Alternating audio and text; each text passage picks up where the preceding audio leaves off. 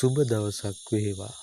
2026 මාර්තු මාස 6 වන සිකුරාදා කෝටිපති කප්‍රිකොළොතරැය. දිනුම් වාරය 2275. කප්‍රිකොළොතරැය ප්‍රතිඵල සමගයි මේ ඔබ සම්බන්ධ වී තිබෙන්නේ. හොඳයි. යන්ත්‍රය ලබා දු වාසනාවන්ත අංක වෙතට දැන් අපි යමු. පළමු අංකය අංක 8. දෙවන අංකය අංක 31. තුන්වන අංකය අංක 44.